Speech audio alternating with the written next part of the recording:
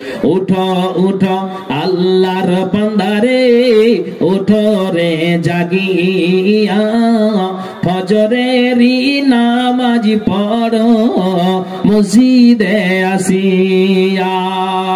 উঠো উঠো আল্লাহর বান্দারে, উঠো রে জাগিয়া, ফজরেরই নামাজ পড়ো মসজিদে আসিয়া।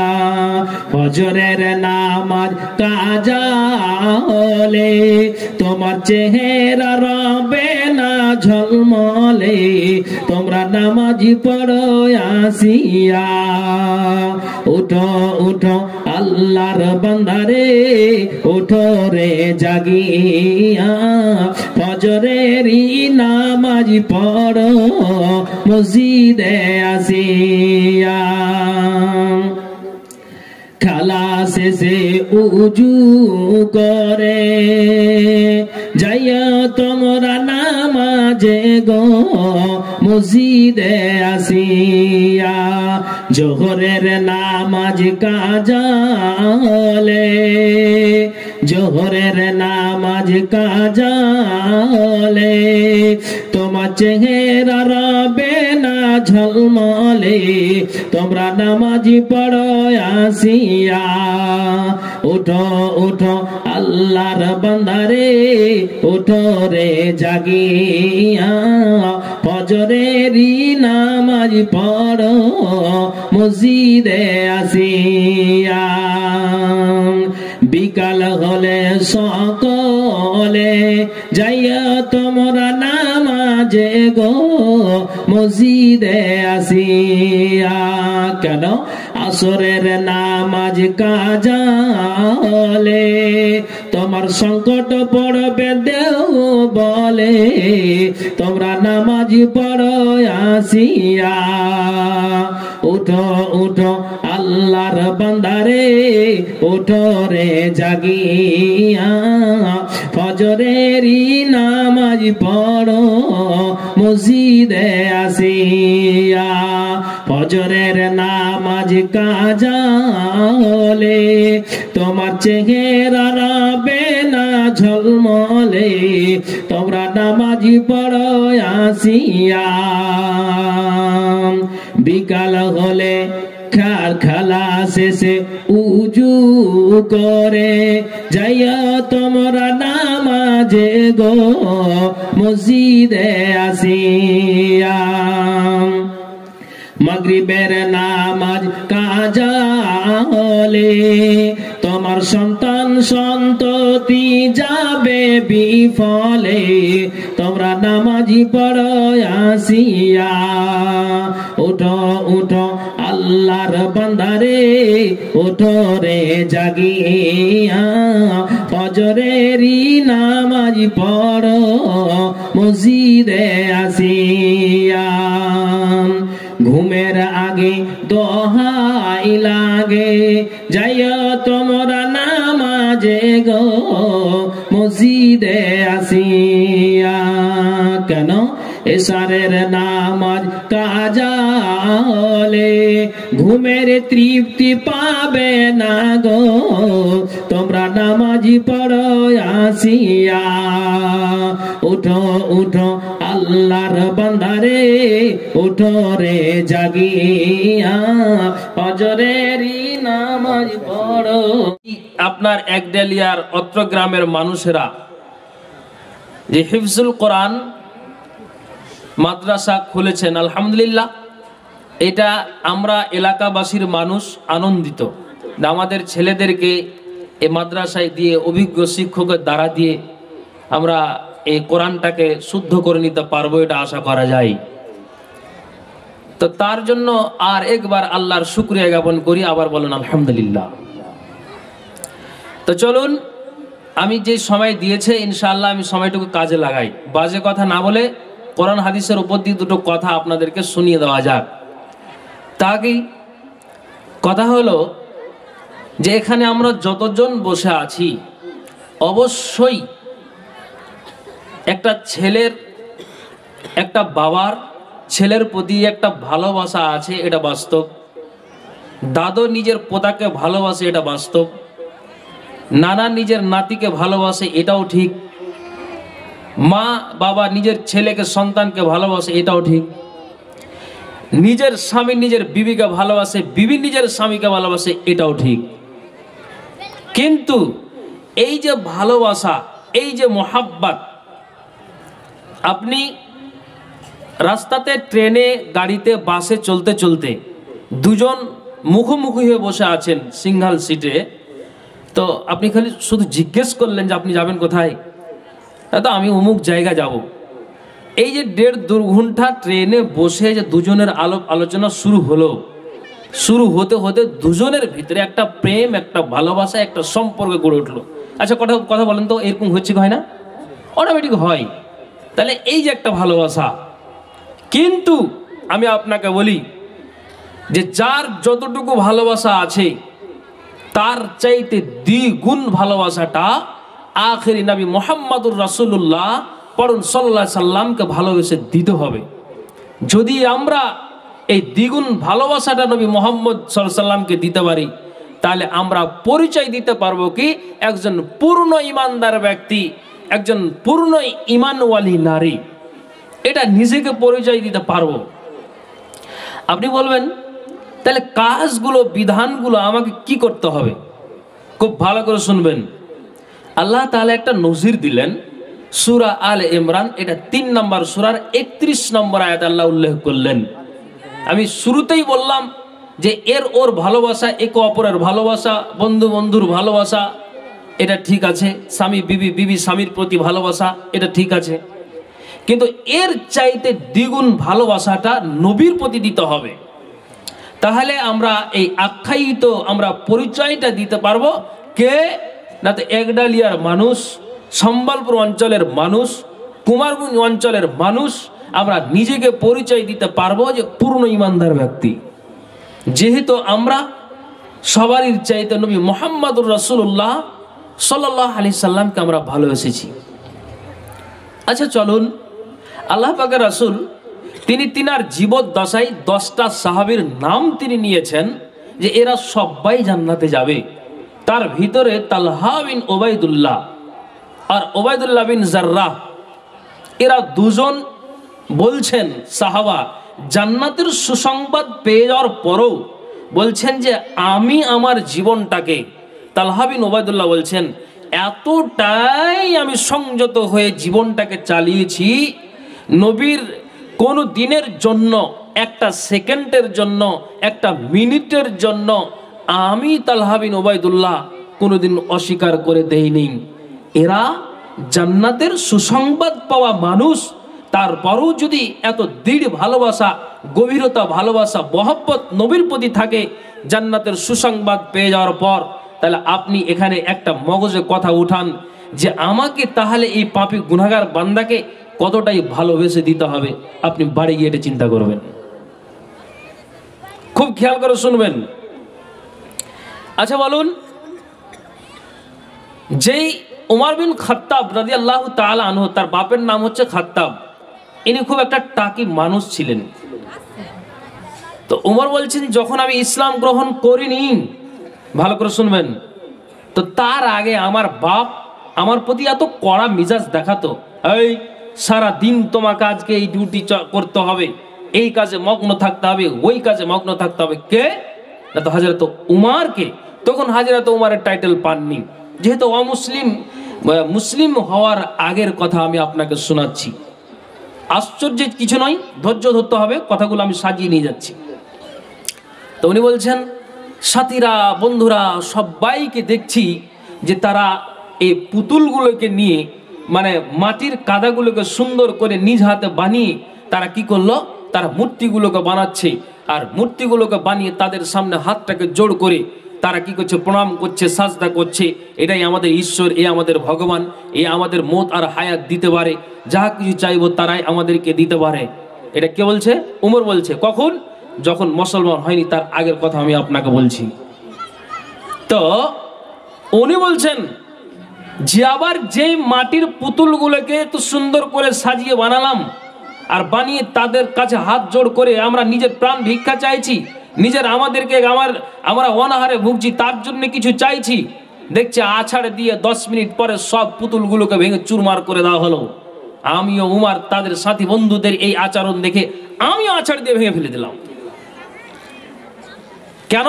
আরে এটা কোন ধর্ম রে বাবা, যে যাকে এই মাত্রই খোদা বলে মানলাম, ঈশ্বর বলে, ভগবান বলে মানলাম, আর এদেরকে আবার এই আছাড় দিয়ে 10 মিনিট আগে তৈরি করা হলো, 10 মিনিট পর ভেঙে চুরমার করে দেওয়া হলো। আল্লাহ রসুল দুজন ব্যক্তির জন্য দোয়া করেছিলেন। আমরা আলেম সমাজের একটা বক্তব্য দিয়ে রাখি যে উমর তার ভোগনপথ আর বোনের কোরআন শুনে মুসলমান হয়েছে। আসলে এই কথাটা রং আছে। আসলে আল্লাহ রসুল এই দুটা ব্যক্তির জন্য দোয়া করেছিলেন। কার জন্য? আমি আপনাকে আয়াতের তর্জমা করছি, শুধু আমি আপনাকে এই দোয়াটা বলছি। নবীজি কি বলছিলেন? আল্লাহুম্মা আইজ্জাল ইসলামা বিআহাব্বির রাজুলাইনি ইলাইকা বিউমর ইবনুল খাত্তাব আও বিআবি জাহাল বিন হিশাম। মালিক রে, আমার দুটা মক্কা নগরীতে পালোয়ান আছে, একটার নাম হলো উমার আর আরেকটার নাম হলো আবু জাহাল। আল্লাহ, এই কোরআনকে রক্ষা করার জন্য দুটার মধ্যে যাকে তোমাকে ভালো লাগে একটাকে তুমি ইসলামের মধ্যে ফিরিয়ে দাও, কেননা এরা দুজনেই কোরআনের বিরোধিতা করে। কিন্তু আল্লাহ তাআলা নবীর দুয়াকে কবুল করার পর আল্লাহ তাআলা হযরত উমারকেই বেছে নিয়েছিলেন। এটা পছন্দ কার? না তো আল্লাহ তাআলার। নবীজি অপশন দিয়েছিলেন, আল্লাহ দুটার মধ্যে একটাকে দাও, হয় উমারকে দাও না হলে আবু জাহালকে দাও। ভালো করে শুনবেন, আল্লাহ তাআলা উমারকে বাছলেন, নবীর দরবারে গিয়ে ইসলাম কবুল করলেন। এই দুয়ার বদৌলতে উমার মুসলমান হলেন। এখন কাজের কথাটা আমি আপনাকে বলছি। কাজের কথা কি? কোরআনের আয়াতটা যেটা বলেছে, আল্লাহ বলছেন কুল ইন কুনতুম তুহিব্বুনাল্লাহা ফাত্তাবিউনি ইউহিব্বুকুমুল্লাহু ওয়া ইয়াগফির লাকুম যুনুবাকুম ওয়াল্লাহু গফুরুর রহিম। আল্লাহ বলছেন, হে নবী তুমি বলে দাও, যদি তারা আমাকে ভালোবাসতে চায় তাহলে কি করবে? তোমার জন্য তারা অনুসরণ করে, তোমাকে ভালোবাসে। আর যখনই তোমার উম্মতের ভালোবাসাটা গাঢ় হয়ে তোমার কাছে আসবে, নিশ্চিত তোমাকে নবী বলে মানবে। তুমি যা কথা বলেছো সেগুলোকে তারা স্বীকার করে চলবে, যা তুমি নিষেধ করেছো সেগুলোকে তারা নিষেধ বলেই তারা মেনে চলবে। আমি আল্লাহ বলে দিলাম যে যখন তোমাকে এরা ভালোবাসবে, নিশ্চিত ভালোবাসা হতে গেলে আমি আল্লাহ তাদেরকে ভালোবাসবো, এতে কোনো সন্দেহ নাই। যদি তারা পাপ করে থাকে, তোমার ভালোবাসার বিনিময়ে আমি আল্লাহ তাদের পাপগুলিকে মোচন করে দিব। আমি আল্লাহ কি জানো হে? আল্লাহু গফুরুর রহিম। আল্লাহ তাআলা তিনি মহান, অত্যন্ত ক্ষমাশীল, পরম দয়ালু। তিনি আল্লাহ তাআলা মাফ করে দিতে পারেন আমরা যে গুনাহগুলো করে থাকি। আল্লাহ বলছেন, নবী মুহাম্মদ বলে দাও যে যদি তারা আমাকে ভালোবাসতে চায় তাহলে 1 নম্বর কথা হলো তোমার জন্য অনুসরণ করে চলে। ভালো করে শুনবেন, তাহলে আল্লাহ নিজে বলছেন যদি আমাকে ভালোবাসতে চাই ফাত্তাবিউনি, তোমার জন্য অনুসরণ করে, ইউহিব্বুকুমুল্লাহ, আমি আল্লাহ তাহলে ভালোবাসবো। তাহলে এই কথা আমি পেয়ে গেলাম। তা আমি একটা ইতিহাস দিয়ে আপনাকে একটা কথা বুঝাচ্ছি, আশ্চর্যের কিছু নয়, শুধু একটু ধৈর্য লাগবে। আশা করি আপনি বক্তব্যটা ফুল বুঝতে পারবেন। কি? এই যে একটু আগে বললাম যে উমার ইসলাম গ্রহণের আগে মূর্তি বানিয়ে সাথী বন্ধুরা বানালো, সেও বানালো, আর যে মূর্তিকে বানালো পুজো পাঠ করার পরে ওগুলোকে আছাড় দিয়ে ভেঙে ফেলে দিল, উমারও ভেঙে ফেলে দিলেন। ইসলাম গ্রহণের পরে উমর কি বলছেন? আল্লাহ যতদিন আমার আল্লাহ আয় দিয়েছিলেন, আমি আমার এই জীবনটাকে নবীর তারিকাতে আমি চালিয়েছি। কে বলছেন? না তো হযরত উমর। উমর বলছেন, যেই দিন আমি নবীর হাতে বায়াত করলাম সেই দিনের পর থেকে কোনো দিন হযরত উমর বাঁকা পথে যায়নি, কোনো দিন হযরত উমর মুখ দিয়ে অকথ্য কথা বের করেনি, কোনো দিন হযরত উমর মানুষকে গালি দেয়নি, কোনো দিন হযরত উমর বেইনসাফি কাজ করেনি, কোনো দিন হযরত উমর মানুষকে কুনজরে দেখেনি। এক কথায় উমর নিজে বলছেন যে আমি আমার জীবনটাকে এমনভাবে চালাতে শুরু করলাম যে মৃত্যু পর্যন্ত আমি আমার নবীর কথাটাকে স্মরণ করেই জীবনটাকে আমি চালালাম।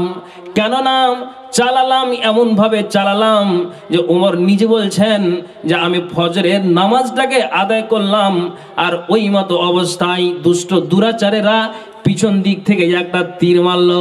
ওই তীর মারার আঘাতে আমি ওই সাজদা থেকে আর উঠতে পারলাম না। তোমার বলছেন যে তখনও আমার জ্ঞান আছে, তখন আমার বিবেক আছে, তখন আমার বুদ্ধি আছে। আমি আমার চতুর্দিকে যে আমার সাথীরা দাঁড়িয়ে আছে, বসে আছে, তা আমি হযরতে উমর জিজ্ঞেস করলাম, ভাই আমাকে শেষের মতো একটা কথা বলে দাও।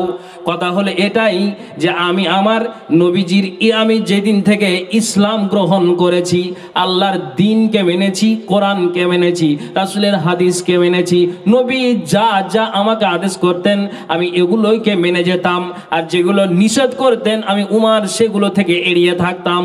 একটা কথা আমাকে তোমরা বলো, আমি এই জায়গাতে একটা তীরের আঘাতে আমি পড়ে আছি, এখনো পর্যন্ত আমাকে একটা কথা জানিয়ে দাও, আমার জ্ঞান আছে। আর যে মানুষ জ্ঞান থাকা সত্ত্বেও এক ওয়াক্তের নামাজ ছেড়ে দিবে, কিয়ামতের দিন তাকে জবাবদেহি দিতে হবে। তো উমর বলছেন যে ভাই তোমরা বলো তো আমি আমার নামাজটাকে কি সম্পন্ন করতে পেরেছি কিনা। তখন সাথী বন্ধুরাকে এই জন্য বললেন, ওমর এই জন্য বললেন যে আমি যদি আমার সম্পন্ন নামাজটাকে ক্লিয়ার না করে আমি যদি দুনিয়া ছেড়ে চলে যাই, আর উমরের জ্ঞান আছে, তাহলে এই ওয়াক্তের জন্য কিয়ামতের দিন উমরকে আপনাকে জবাবদাহি দিতে হবে, আল্লাহর সামনে আসামি হয়ে দাঁড়াতে হবে।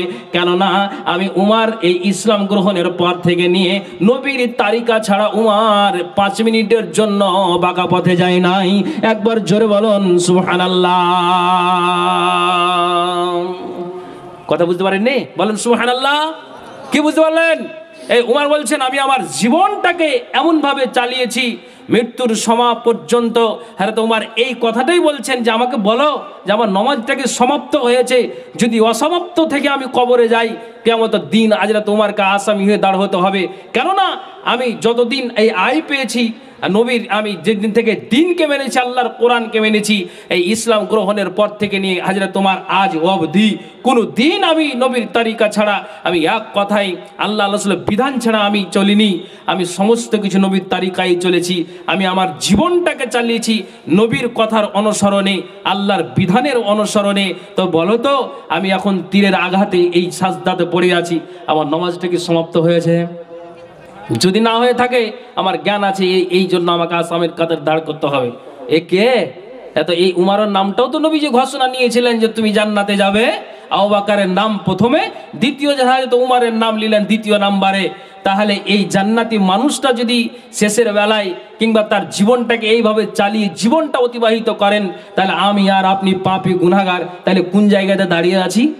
আপনি বলবেন যে নবীজিকে অনুসরণ করি, আল্লাহর বিধানকে আপনি মানেন, আপনি বলবেন হ্যাঁ মানি, আপনি বুকে পাটা দিয়ে মেনে আছেন, তাহলে আপনি মানেন এই কথাটা বলছেন, তাহলে আপনি এই জায়গাতে বসে একটা কথার আপনি জবাব দেন, নবীর তারিকায় যদি আপনি চলেন আর আমি যদি চলে থাকি, আমার আপনার দ্বারা দিয়ে অন্যায় কাজ হবে না। বলে অন্যায় কাজ তো হচ্ছে না, অন্যায় কাজ তো হচ্ছে না, তো ওগুলো কার মেয়ে কার ছেলে যে আপনার 1 জানুয়ারিতে ডিজে বাজিয়ে পিকনিক খায়? কার ছেলে এগুলো? আপনি জবাব দিন। 25শে ডিসেম্বরকে মানার জন্য স্কুল থেকে মেয়েরা যাচ্ছে, তাতে গায়ে তার ওড়না নাই, চাদর নাই, আর বিনা ওড়নার চাদরেই যাচ্ছে। আর কোথায়? বাপের কাছ থেকে 500 টাকা নিয়ে বলছে আব্বা স্কুল থেকে ছুটি দিয়েছে, কিসের জন্য? পিকনিকের জন্য। ও তাহলে ছুটি দিয়েছে, মাসটা নিয়ে যেতে অসুবিধায় কি আছে? প্রমাণ নেবেন আপনি? তাহলে আপনি নবীর তরিকায় চলতে পারছেন? আপনি বলুন। তাহলে আপনি আসামির কাঠ করে কিয়ামতের দিন দাঁড়াবেন না, তো কোন কাতারে আপনি দাঁড়াবেন? আপনি বলুন। এর জবাব বাপকে দিতে হবে। যেই মেয়েটা আপনার চোখের সামনে বিনা ওড়নাতে চলে যাচ্ছে, নবীর তরিকায় না। যেই ছেলে 1 জানুয়ারিকে মানাচ্ছে, তাহলে আপনি বলবেন এটা নবীর তরিকা না। তাহলে আপনি কি করে বললেন যে আমি নবীর কথাকে আমি মেনে চলি, আপনি মেনে চলেন? আপনাকে এই কথার জবাব দিতে হবে কিয়ামতের দিন। ভাইজান, এক জায়গাতে জালসা করতে গিয়েছি, মাগরিবের সমাতে উপস্থিত হয়েছি। তো মাগরিবের সমাতে যে উপস্থিত হয়েছি, তখন ওই জালসার কমিটিরা বলছে যে ভাই নামাজটা আদায় করুন, তার জন্য বিছানাগুলোকে বিছিয়ে দিয়ে এখানে আরাম করুন। ঠিক আছে, তো উজু বানিয়ে ওখানে নামাজ আদায় করলাম। মুসাফির মানুষ মাগরিব আর এশা একসঙ্গে আদায় করলাম। করার পরে তখন একটা বৃদ্ধ মানুষ, বয়স তার 60 থেকে 65 বছর হবে, ও মসজিদ থেকে বের হয় আল্লাহুম্মা ইন্নী আসআলুকা মিন ফাজলিক বলবে কি, ও বাম পাটা দিবে আর তার আগে বলছে যে মডল হ্যাঁ না তো কি না তো খেনি করছে না তো এখন আমার নিচে উঠে গেছে। আপনি বলুন, যে মানুষটা মাগরিবের নামাজ আদায় করে মসজিদ থেকে বের হয়ে দোয়া পাঠ করবে কি, সেই মানুষটা বলছে তুমি আমাকে খেনি করছিলে দাও, আমার নিশা উঠে গিয়েছে, নবীর তালিকায় না? হ্যাঁ না বলছেন না কেন আপনারা? তাহলে কি করে আপনি বলুন যে এই আমার সিস্টেমটা কিভাবে যাচ্ছে, আমার আচরণটা কিভাবে যাচ্ছে, আমার চরিত্রটা কি হচ্ছে? আপনি একটু ভেবে দেখেছেন? আপনার মগজ হিলে যাবে ভাইজান। তাহলে ভালোবাসা থাকবে কার? যার ভিতরে ঈমান আছে তার। আর পূর্ণ ঈমানদার আল্লাহ পাক রাসূল বলে দিয়েছেন, আনাস থেকে হাদিসটি বর্ণিত, বলছেন লা ইউমিনু আহাদুকুম হাত্তা আকুনা আহাব্বা ইলাইহি মিন ওয়ালিদিহি ওয়া ওয়ালাদিহি ওয়ান নাসি আজমাইন। রাসূল বলছেন তোমরা অতক্ষণ পর্যন্ত পূর্ণ ঈমানদার হতে পারবে না, কতক্ষণ পর্যন্ত পারবে না? যতক্ষণ পর্যন্ত নিজের ছেলে, সন্তান, সন্ততি, বাপ মা, আত্মীয় স্বজন, পাড়া প্রতিবেশী, এক কথাই নবীজি বলে দিলেন ওয়ান নাসি আজমাইন, সকল মানুষের চাইতে নবীকে যতক্ষণ পর্যন্ত দ্বিগুণ ভালোবাসাটা না দিবে ততক্ষণ পর্যন্ত তোমরা পূর্ণ ঈমানদার হতে পারবে না। জি জি, রাসূলের হাদিস। আপনি বসে থাকুন, আপনাকে বলছি কেমন ভালোবাসা। তো আমি আপনাকে একটা ইতিহাস শুনে বুঝাই। আপনারা বিরক্ত হচ্ছেন না তো? এই বিরক্ত হচ্ছেন নাকি? হ্যাঁ, আমাদের পরে জনপ্রিয় বক্তা মালদা জেলার বদরুদ্দোজা নাদভী সাহেব, উনি সন্ধ্যায় এসে গিয়েছেন, আরাম করছেন, ইনশাল্লাহ আমার পরেই উনি আসবেন। আপনারা বসে থাকুন, ঠিক সময় উনি হাজির হয়ে যাবেন। হ্যাঁ, তো আপনাকে কি বলছি ভালো করে শুনেন, কেমন ভালোবাসা তা আপনি শুনবেন। কি আল্লাহ পাকের রাসূল 13 থেকে 14 দিন অসুখ থাকার পর তিনি দুনিয়া থেকে বিদায় হয়েছেন। কত বললাম একটু বলেন তো? 13 থেকে 14 দিন। তো যখন নবীজির ক্রমে ক্রমে অসুখটা বৃদ্ধি পায়, তখন আউস বিন খাওলি উনি হযরত আলী রাদিয়াল্লাহু তাআলা আনহুকে একটা কথা বলছেন। কি বলছেন? ভাই আলী, একটা কথা জানার জন্য এসেছি, একটা কথা তোমাকে জিজ্ঞেস করার জন্য এসেছি, একটা কথা তোমাকে বলার জন্য এসেছি। আলী বলছেন তুমি এই কথাটা বলো। বলছে ভাই, নবীর তালিকায় আমি এমনভাবে চলেছি বা চলছি, কোনো দিন নবীর কথাই আউস বিন খাওয়ালি অস্বীকার করে নাই। আমি একজন বদরি সাহাবী, যে আমি ওই নবীর কথাতে আমি বদরের প্রান্তে হাজির হয়েছিলাম, আমি যুদ্ধ করেছিলাম, অনেক কাফেরের সাথে আমি মোকাবেলা দিয়েছিলাম। কে না? তো আউস বিন খাওয়ালি। উনি বলছেন যে আমি একটা কথা তোমাকে দাবি জানাই। দাবিটা হলো এটাই যে তোমাদের বাড়ি থেকে আমার বাড়িটা 5 কিলোমিটার দূরে, 3 কিলোমিটার দূরে। আর ভাই, একটা সম্বলপুরের যদি কোনো একটা মানুষ মারা যায়, তাহলে আপনার এই সম্বলপুরের মানুষ আগে খবর পাবে, তারপর পলাশ বোনা যাবে, তারপর আর এগানা বেগানা আপনার এলাকাবাসীর কাছে খবর যাবে, চতুর্দিকে মাইকিং হবে। আউস বিন খাওয়ালি নিজের বুকে থাবা মারে আর বলে ভাই, আমার একটা কথা মনে রাখো, নবীজিকে এতটাই ভালোবাসি, নবীর কথা কোনো দিন অস্বীকার করে চলি নাই, কিন্তু তোমাদের বাড়ি থেকে আমার বাড়িটা 3 থেকে 4 কিলোমিটার দূরে। একটা কথা তোমাকে জানাতে আসলাম, কথা হলো এটাই যে নবী যখন মারা যাবেন তখন নবীর খবরটা আউস বিন খাওয়ালি যেন পায়। হ্যাঁ, আলী বলছেন কেন এই কথাটা বললে? বলছে বলার কারণ হলো নবীর আমি উঠাকে, নবী আমি বসাকে, নবীর আমি চলাকে ভালোবাসি, নবীর কথাটাকে আমি দিলে প্রাণে এতটাই অন্তরে গেঁথে নিয়েছি। তো আমি নবী যখন মারা যাবেন, তো ওই মারা যাওয়ার সময়তে আমার একটাই দাবি যে আমি আল্লাহ পাকের রাসূলের গোসলের কাজে আমি অংশ নিব, নবীজির মারা দেহটাতে আমি হাত বুলিয়ে দিব। যেমন ওই নবীজিকে সুন্দর করে 3টি এমানি সাদা চাদর দিয়ে আল্লাহ পাকের রাসূলকে আপনার গোসল দেওয়া হয়েছিল।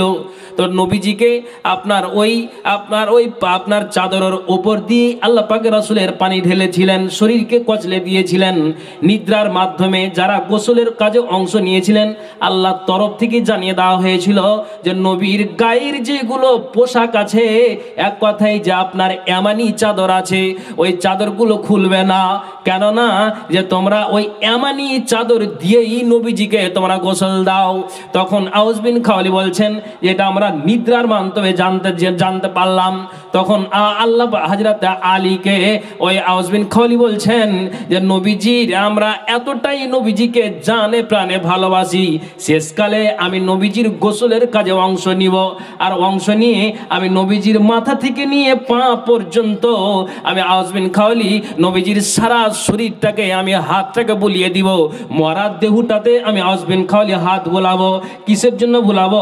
আমি এই জন্য হাতটা বুলাবো যে আমি নবীজিকে এতটাই ভালোবাসি, শেষকালে নবীজির শরীরটাকে নেড়ে আমি তাকে বিদায় দিলাম। বলেন সুবহানাল্লাহ, বলেন সুবহানাল্লাহ। কি ব্যাপার জি আমি বুঝতে পারছি না, আবার একটু আওয়াজ দিয়ে বলেন সুবহানাল্লাহ। ভাই আপনাকে আমি বাজে কথা শোনাই না, কথা চুপচাপ শুনেন। তাহলে কতটা এদের ভালোবাসা, তাহলে এই রকম ভালোবাসা আমার আর আপনার থাকতে হবে, তাহলে পূর্ণ ইমানদারের পরিচয় আপনি দিতে পারবেন, আমি দিতে পারবো, নচেত নয়। যেমন আউস বিন খাওয়ালি নিজে আফসোস করে বলেছিলেন আমি যেন গোসলের কাজে অংশ নিতে পারি। অনেক ভাইকে দেখবেন যে অনেক ভাইয়েরা কি করেন, যে কেউ যদি গ্রামে মারা যায় ছুটলো তাড়াতাড়ি কোদালি নিয়ে আপনার দাও নিয়ে যে আমি বাস কাটবো, এই কাটবো, এটা তার আগ্রহ যে না আমি গোসলের কাজে অংশ নেব, না আমি কবরটা খনন করব, এইরকম আছে। তাহলে আপনি এটা খুব ভালো একটা উত্তম কাজ করছেন, আপনি সুন্নাতি একটা কাজ করছেন। যেমন আউস বিন খাওয়ালি আফসোস করে বলেছিলাম অবশ্যই যেন আমি খবরটা পাই, আমি শেষকালে নবীজির শরীরটাতে হাত বোলাবো। কতটা ভালোবাসা! এই ভালোবাসা আমাকে আপনাকে ভিতরে রেখে দিতে হবে। আপনি বলবেন নবী তো কোন দিন দুনিয়া ছেড়ে দিয়েছেন, তাহলে আমি নবীকে পাবো না নবীর সেবা করব, না আমি নবীকে ভালোবাসবো। কেন? ভালোবাসার আপনি পদ্ধতিটা নেবেন, সিস্টেমটা আপনি নেবেন, কি কাজ করতে হবে আপনি জানেন। হ্যাঁ শুনেন, আপনি যেমন আপনাকে বলি মা বোনেরা, এই যে আপনার বসে আছেন আমার বাম দিকে, তো মা বোনের মতো আল্লাহ পাকের রাসূলের একজন বিবি, তার নাম উম্মে হাবিবা। উনি বলছেন যে আল্লাহ পাকের রাসূল আমাকে এটা কথা নবীজি বললেন। কি কথা বললেন? যে ওরে দুনিয়ার মানুষেরা, আমি কবরে চলে যাব, তোমাদেরকে জানিয়ে দিচ্ছি দুটি কথা মনে রাখবে। আল্লাহ পাকের রাসূল বলছেন যে তোমরা জেনে রাখো, এক কথাই তোমরা আমার সুন্নাত গুলিনকে তোমরা কি করবে? আদায় করবে। তার মানে জোহরের আগে 4 রাকাতকে পড়বে সুন্নাতে মুআক্কাদা, জোহরের পর 2 রাকাতকে পড়বে, এটা সুন্নাতে মুআক্কাদা। আসরের আগে আর পরে সুন্নাতে মুআক্কাদা নাই। মাগরিবের পরে 2 রাকাত সুন্নাতকে পড়বে, আর এশারের পর 2 রাকাত সুন্নাতকে পড়বে, আর ফজরের আগে জামাতের আগে 2 রাকাত সুন্নাতকে পড়বে। এটি হলো 12 রাকাত সুন্নাত। এটা কি না তো সুন্নাতে মুআক্কাদা। তা আল্লাহ রাসূল বলছেন যে আমি মরে যাব, এই সুন্নাত গুলিনকে তোমরা আঁকড়ে ধরো, নবীর ভালোবাসাটা ওখানেই তোমাদের হয়ে যাবে।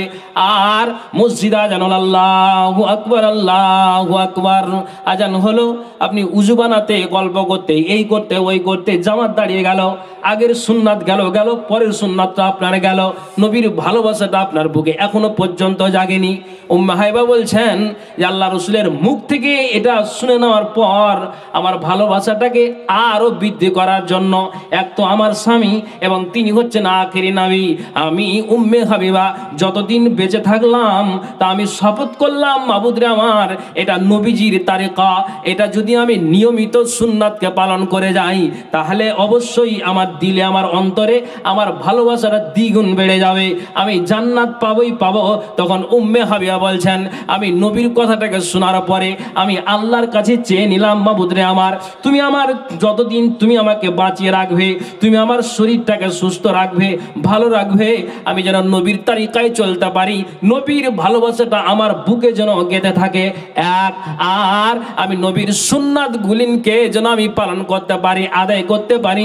আল্লাহ তুমি আমার সুস্থ শরীর রাখো, যেন আমি তোমার ইবাদত করেই যেন আমি কবরে যাই।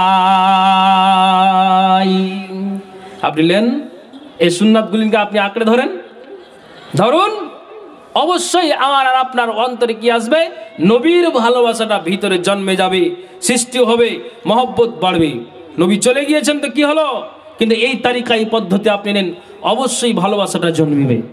ভাইজান, আমি আপনাকে এটাই বুঝাতে চাইছি, কি ভালোবাসা আপনি ভালো করে শুনবেন, কিন্তু বেশি বাড়াবাড়ি করতে গেলে ক্ষতি আছে। যেমন যেটা নবীর তারিকায় নাই আপনি সেটাকে চালিয়ে যাচ্ছেন, কিন্তু না, এটা কখনো এটা কোনো মতেই যেটা শরীয়ত সাপোর্ট করেনি আর আপনি সেটাকে আপনি কাজ চালিয়ে যাবেন, এটা কোনোদিন হতে পারে না।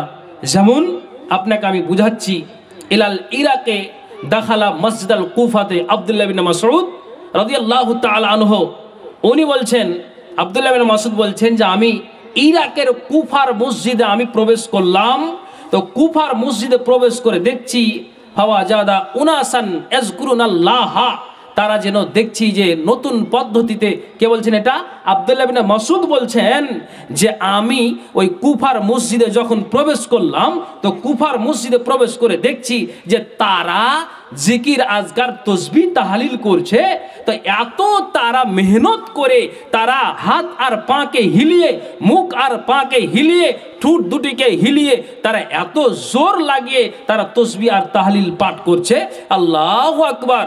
আব্দুল্লাহ বিন মাসউদ বলছেন ফাগাযিব আব্দুল্লাহ বিন মাসউদ, আব্দুল্লাহ বিন মাসউদ রেগে গেলেন, গাজবান শাদীদা, এত কঠোরভাবে তিনি রেগেছেন আব্দুল্লাহ বিন মাসউদ যে কি কাজ এরা শুরু করেছে। আচ্ছা, আপনি এই কথাটার জবাব দেন তো।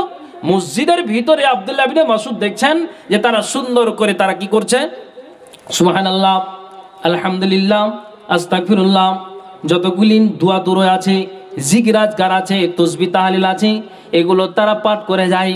কোথায়? না তো কুফার মসজিদে।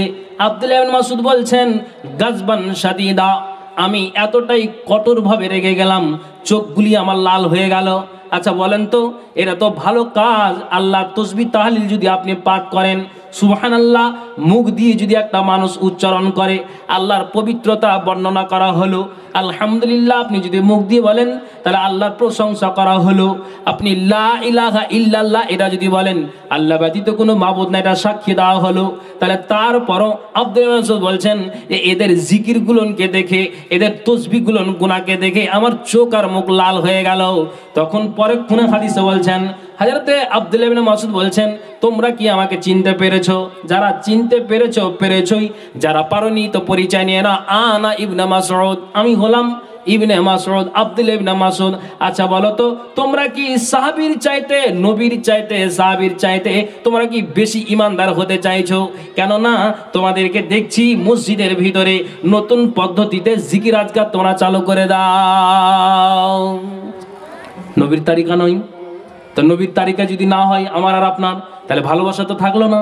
তাহলে আপনি এই কাজ আপনি কেন করছেন? তারা কি, ভালো করে শুনবেন, আপনাকে হাদিস দিয়ে আমি বুঝাচ্ছি, আপনাকে বাজে কথা বলিনি এখনো পর্যন্ত, আর ইনশাল্লাহ বলবো না।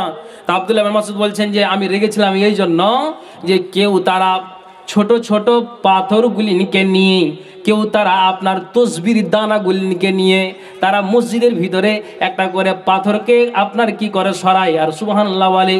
আবার আপনার কাউকে দেখছে যে তারা ছোট ছোট পাথরগুলিকে নিয়ে তারা সুবহানাল্লাহ, আল্লাহু আকবার, আলহামদুলিল্লাহ এই তসবিহগুলিকে তারা পাঠ করে। আব্দুল্লাহ মাসউদ জোর গলাতে বললেন, হাতের দিক দিয়ে তোমরা কি করো, এই হাতে তোমরা গিনতি করো, সুবহানাল্লাহ 33 বার বলো, আলহামদুলিল্লাহ তোমরা বলো, আল্লাহু আকবার তোমরা হাতেই তোমরা তসবিহ পাঠ করো।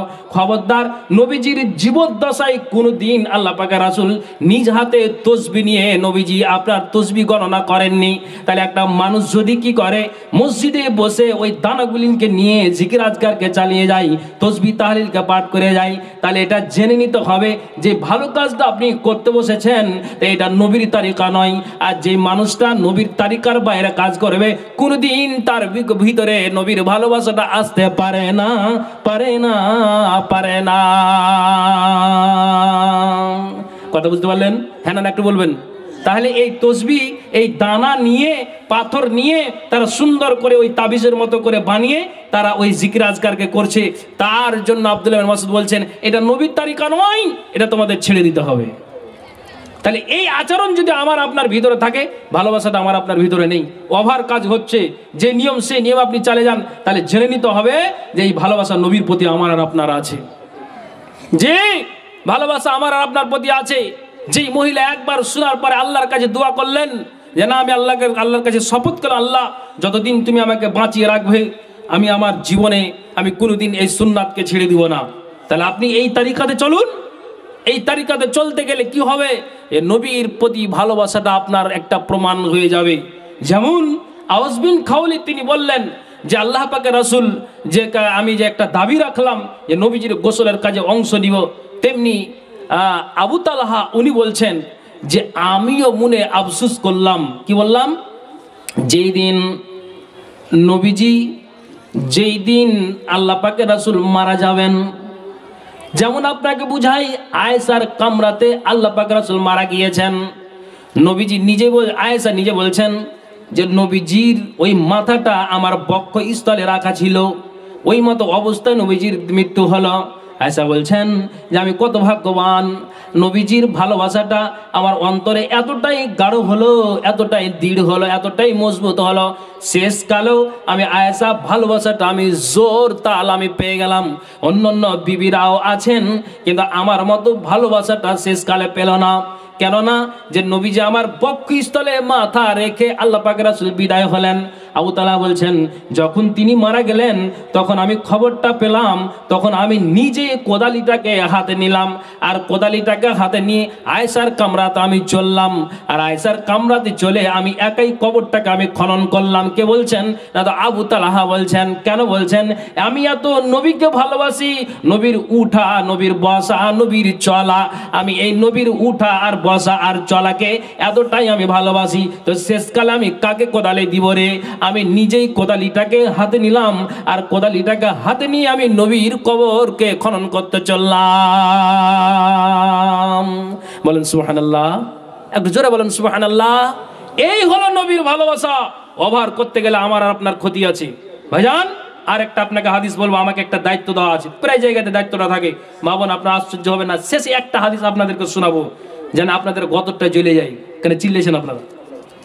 হ্যাঁ, আমি আপনাদেরকে কি বলছি ভালো করে শুনবেন, খুব কান খোলে, একটু মিনাত মানে মাথায় দিকে লাগাবেন।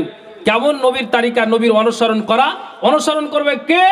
নবীর ভালোবাসা আছে ভিতরে যার, সেই। তো কেমন আপনাকে বলছি, বারা ইবনে আজিব থেকে আরেকটা হাদিস বর্ণিত, আল্লাহ পাকের রাসূল মানে হিজরত করে মদিনাতে এসে সিত্তাহা আশারা শাহরান আও সাবাতা আশারা শাহরান, আল্লাহ পাক রাসূল 16 কিংবা 17 মাস বাইতুল মাকদাসের দিকে ফিরে নামাজ আদায় করেছেন। কতদিন বললাম? 16-17 মাস। একটু কথা বলেন নাকি?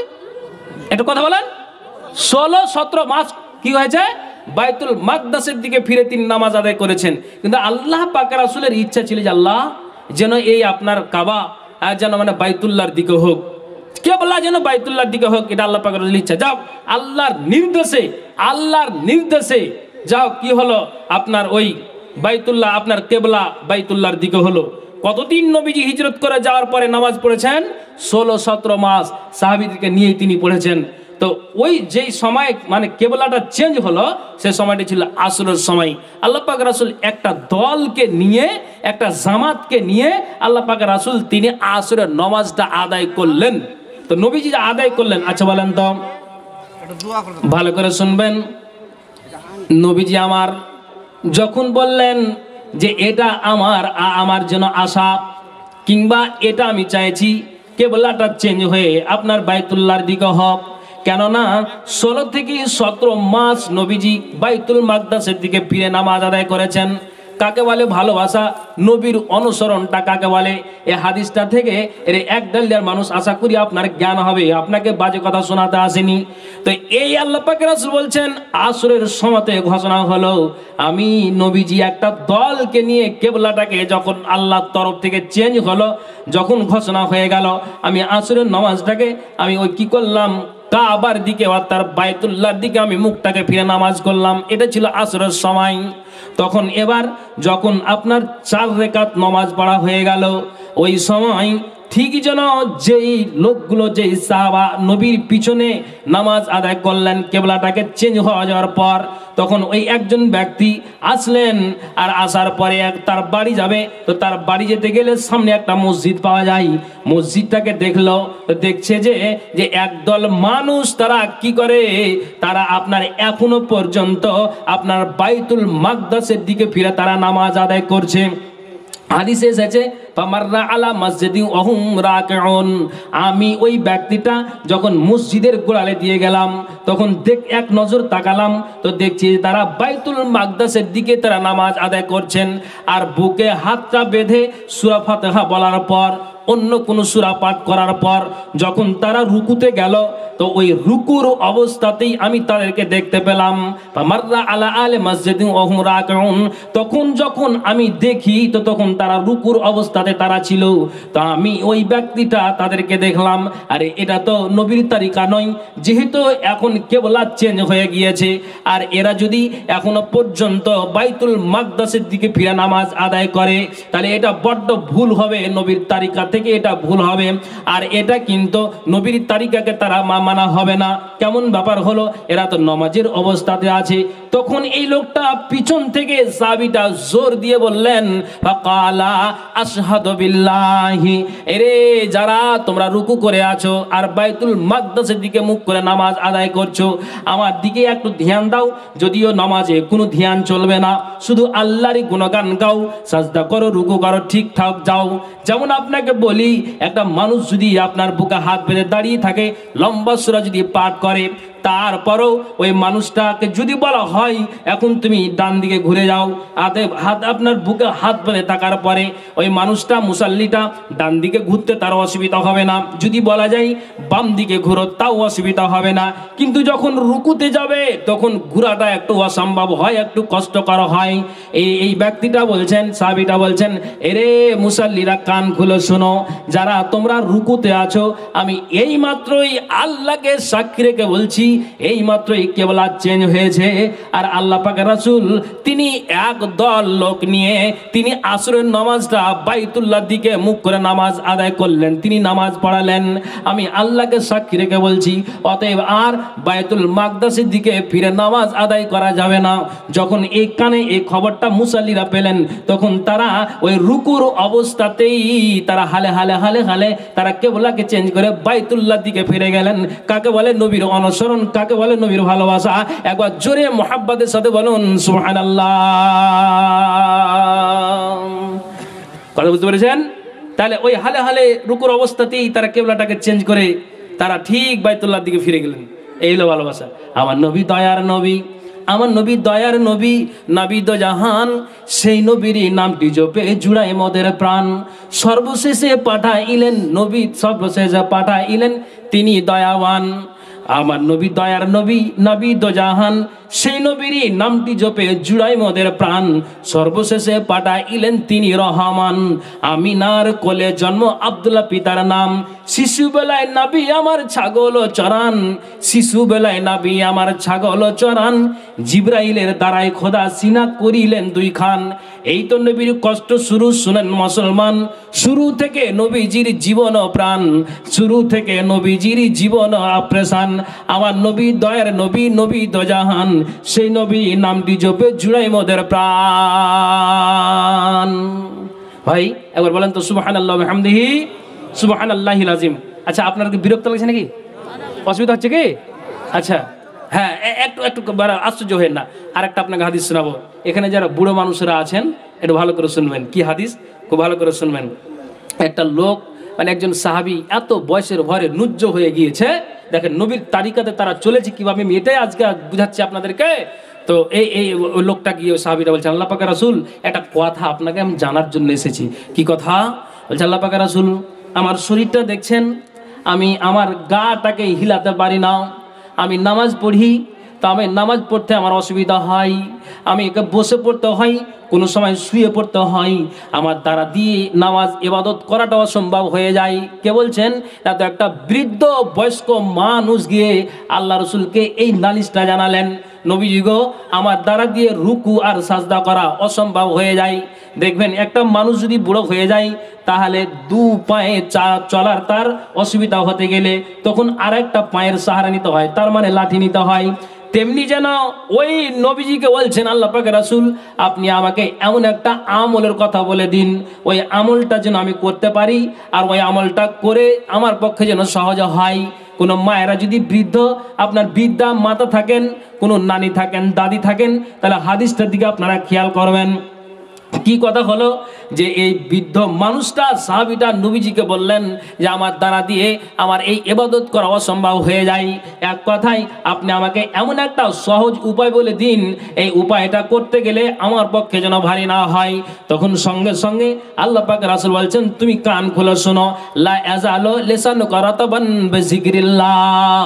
আল্লাহ পাক রাসূল জবাব দিলেন, ওরে ব্যক্তি তুমি কান খুলে শোনো, তোমার ঠোঁট দুটাকে বাজে কথা না বলে, তোমার ঠোঁট দুটাকে চায়ের দোকানে বসে তুমি চায়ের দোকানে ভদর ভদর করে গল্প না করে তুমি এই ঠোঁট দুটাকে চায়ের দোকানে হিলাবে আর ফালতু গল্প করে সময়টাকে তুমি নষ্ট করবে। রাসূল বলছেন এই কাজটা না করে, আসরের পর চায়ের দোকানে না গিয়ে, এই কাজটা না করে তুমি ফজরের পর তুমি কোথায় গিয়ে আড্ডাবাজি করবে, এই কাজটা না করে সকাল আর সন্ধ্যা যখন তোমার মনে হয় তখন তুমি আল্লাহর জিকির আজকারকে চালিয়ে যাও, তসবিহ তাহলিলকে চালিয়ে দাও, আঙ্গুলকে গুনে গুনে গুনে গুনে গুনে গুনে তুমি সুবহানাল্লাহ, আলহামদুলিল্লাহ, আস্তাগফিরুল্লাহ এই দোয়াগুলিনকে পাঠ করো। একটা মানুষ যদি এই দোয়াগুলিনকে পাঠ করে তোমার গাটাকে হিলাতে হবে না, শরীরকে হিলাতে হবে না, মাথাটাকে হিলাতে হবে না, শুধু ঠোঁট দুটাকেই হিলাবে আর আল্লাহর জিকির আজকার করবে। যাও এই কাজটা করতে গেলে আর তোমার পূর্বের আমল যদি সঠিক হয় অবশ্যই আমি নবী মুহাম্মদ জানিয়ে দিলাম আল্লাহর জান্নাতে প্রবেশ করবে। একবার জোরে বলুন সুবহানাল্লাহ। তাহলে নবীর তারিকায় যদি এই কাজগুলো করি তাহলে আপনি বলুন, তাহলে নবীর তারিকায় চলা হলো, নবীকে ভালোবাসা হলো, নিয়ম কানুনকে মেনে চলা হলো। একটু কথা দিয়ে বলেন মালমতো ইনশাআল্লাহ, বলেন ইনশাআল্লাহ, ইনশাআল্লাহ। তাহলে এই নিয়ম, এই বিধান, এই কানুনকে আমাকে আর আপনাকে মেনে নিতে হবে। জি, আর একটা কথা আপনাকে আমি বলি, ভালো করে শুনবেন। আল্লাহ রসুলকে এসে একজন, আনাস রাদিয়াল্লাহু তাআলা আনহু থেকে বর্ণিত একজন ব্যক্তি এসে বলছেন আল্লাহ পাকের রাসূল কিয়ামত কখন হবে এই খবরটাকে আপনি একটু বলতে পারবেন? একজন সাহাবী এসে বলছেন, একজন ব্যক্তি এসে বলছেন। তখন নবীজি রেগে গিয়ে বলছেন, রাগান্বিত, যায় কিয়ামত কখন হবে? আরে আজ আপনি দেখুন হাদিসে এসেছে যেই দাসটাতে বেশি আপনার কি হবে, মানে খারাপ, দুর্নীতি, দাগাবাজি, দাঙ্গা হাঙ্গামা, মিথ্যা, অপবাদ, চুগলখুরি, আপনার জেনা, বাটপারি, লম্পট যেই দাসটাতে হবে সেই সাথে আল্লাহ মাঝে মাঝে ভূমিকম্প দিয়ে তাদেরকে সাজা দিবেন। আপনি জাপানে এখন দেখুন, চীন দেশের মানুষকে দেখুন, আজকে সকালের খবর এখন পর্যন্ত 95টা মৃত্যু। কি মাস্টার মশাই? হ্যাঁ, আর কিছু আপনার আহত হয়েছে। এটা কোথায়? চীন দেশে খুব জোরালো একটা গতিবেগে ভূমিকম্প হয়েছে। তা আপনি কখন শিখবেন? এই সাজাগুলো আল্লাহ মাঝে মাঝে দিচ্ছে, তা আপনার কখন জ্ঞান উঠবে? তো এই ব্যক্তিটা বলছেন যা বলেন না কিয়ামত কখন হবে, তখন ওই ব্যক্তিটা বলছে, আল্লাহ পাকের রাসূল বলছেন, এই কিয়ামত কখন হবে এটা নিয়ে তোমার ভাবনা চিন্তা, কিয়ামতের জন্য তোমার কি আছে পুঁজি তুমি বলো তো দেখি। আচ্ছা কথাটা বলবি, বলবে না? কি আছে পুঁজি? তখন ওই বেচারা আফসুস করে লাড়ু সাড়ু হয়ে করজড়ো হতেন, বলছেন নবীজি গো বেশি কিছু আমি আমল করতে পারিনি, আমি শুধু কি করি, যখন মসজিদে আজান হয় তখন আমি মসজিদে যাই, 5 ওয়াক্ত নামাজ পড়ি, রমজান মাসে রোজাকে রাখি, দান আমার কাছে আসতে গেলে কোনো ফকির মিসকিন, 1 ডলার মাদ্রাসার জালসা আসতে গেলে আমি ঘুরিয়ে দিন আল্লাহ পাক রাসূল যতটা পারি আমি দান করে যাই, যতটা পারি আমি দান করে যাই। আল্লাহ পাক রাসূল তসবিহ তাহলিল যতটা পারি আমি দান করে যাই, কিন্তু আমি বেশি কিছু করতে পারি নাই। করতে পারি না অর্থ হলো এটাই, আল্লাহ পাক রাসূল তাহাজ্জুদের নামাজ আছে, এটা খুব একটা বিশাল ইবাদত। আল্লাহ পাক রাসূল তোমার সুন্নাতে মুআক্কাদা আছে, আমার দ্বারা দিয়ে সম্ভব হচ্ছে না। আল্লাহ পাক রাসূল নফল নামাজগুলো আছে, এগুলো করতে পারি না। চাঁদে চাঁদে 3টি করে রোজা, আমি এগুলো করতে পারি না। আল্লাহ গো, আল্লাহ পাক রাসূল মাঝে মাঝে আপনার সপ্তাহে 2টা করে রোজা আছে, এগুলো আমি করতে পারি না। এক কথায় ফরজ আমলটিকে ঠিক রেখেছি, বাকি নফল আর সুন্নাতকে আমার দ্বারা দিয়ে সম্ভব হচ্ছে না। আপনি আমাকে বলেন তো কিয়ামত কখন হবে? কিন্তু নবীজি গো, আমি আপনাকে এটা খাস করে বলছি, আমি আল্লাহ আর আল্লাহ রসুলকে আমি অন্তর থেকে ভালোবাসি, আমি দিল থেকে ভালোবাসি, আমার প্রাণ থেকে আমি ভালোবাসি, আমার মন থেকে ভালোবাসি। এতটা নবীজির ভালোবাসাটা আমার অন্তরে গেঁথে আছে, আল্লাহর ভালোবাসাটা আমার অন্তরে গেঁথে আছে। এতটাই ভালোবাসা নবীজি গো, আপনার ভালোবাসা আমার বুকের ভিতরে জায়গা করে আছে। নবীজি গো, এই ভালোবাসাটা এত ভালোবাসা যে আমি আপনাকে আর খুলে বলতে পারি না। নবী জবাব দিলেন, সত্যি যদি তোমার ভালোবাসাটা আমার সাথে থাকে, তো যার সাথে যার এরকম গভীরতা ভালোবাসা কিয়ামতের দিন তার সাথেই তুমি থাকবে। একবার মোহাব্বতের সাথে বলুন আলহামদুলিল্লাহ। হ্যাঁ হ্যাঁ ঠিক আছে। ঠিক আছে, বুঝে গেছি। হ্যাঁ হ্যাঁ, ওটা বুঝে নিলাম। তো বুঝতে পারলেন কথাটা, যে তুমি যার সাথে মানে তোমার ভালোবাসা কিয়ামতের দিন তুমি তার সাথে থাকবে। তাহলে নবীর সাথে এর ভালোবাসা, একবার জোরে বলেন সুবহানাল্লাহ। আল্লাহ পাকের রাসূল বেশি কিছু না করলেও ফরজটি ঠিক রেখেছি, এগুলো তো করতে পারি না, কিন্তু ভালোবাসাটা আল্লাহ পাকের রাসূল আমার তোমার প্রতি আছে। তাহলে বলো, এইরকম ভালোবাসা সাহাবীদের ইতিহাস থেকে যদি আমি আর আপনি জ্ঞান না নিব, কখন আপনি বুঝবেন, কখন আপনি শিখবেন? কবি কি বলেছেন? এমন দিন আসিবে বন্ধু ধরার এই মাঝে, কোরআন হাদিস ছেড়ে দিয়ে সব বাতিল পথে রবে, ফকির মিসকিন দরিদ্র কেউ না রবে, পাগল হয়ে মানুষেরা ছুটাছুটি যাবে।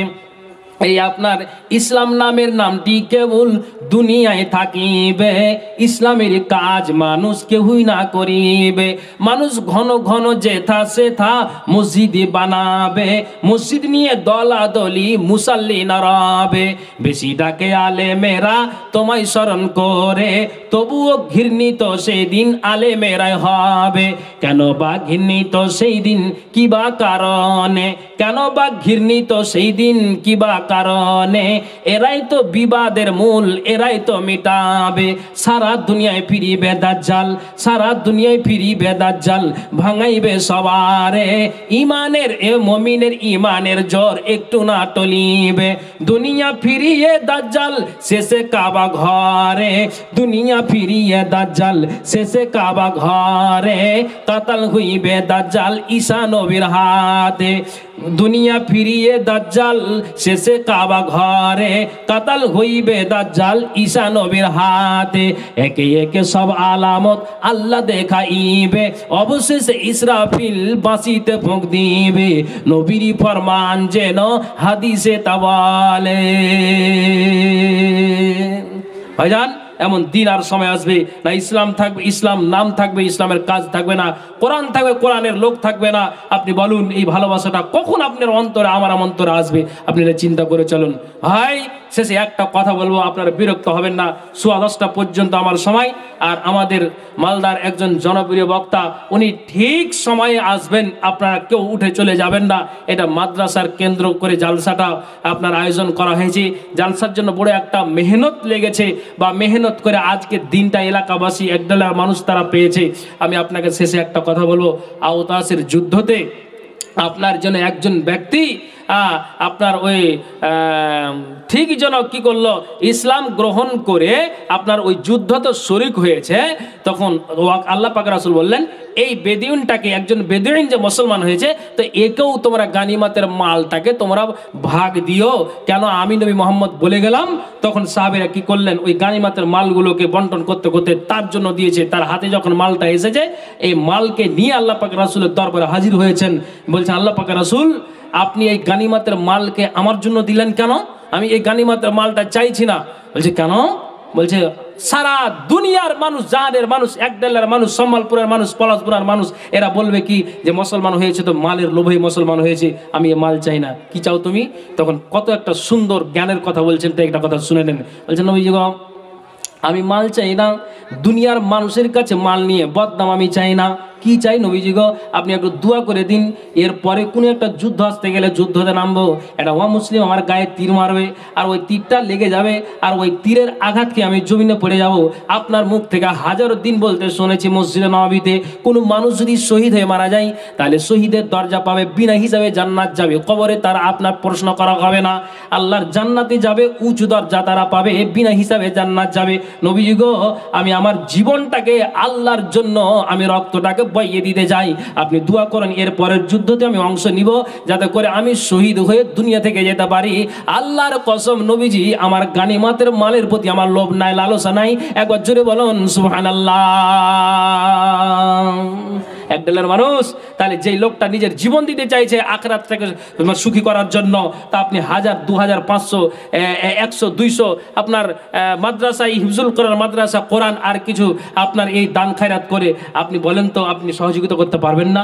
পারবেন ইনশাআল্লাহ পারবেন। তবে আমি আপনাকে বলছি এই সাহাবীটাকে আপনি লক্ষ্য করেন তো, বলছে আমি মাল চাই না, আমার গায়ে একটা তীর লাগবে আর ওই তীরের আঘাতে আমি জমিনে পড়বো আর আমি ওই শহীদ হয়ে আল্লাহর জান্নাতে প্রবেশ করবো, এটাই আমার লোভ। আমার দুনিয়ার প্রতি লোভ লালসা নাই, ধনের প্রতি লোভ লালসা নাই। তাহলে আমি আপনাকে বলবো ইসলামের জন্য নিজের জানটাকে দিয়ে দিতে চাইছে, রক্তকে বইয়ে দিতে চাইছে বা রক্ত তারা বইয়ে দিয়েছে।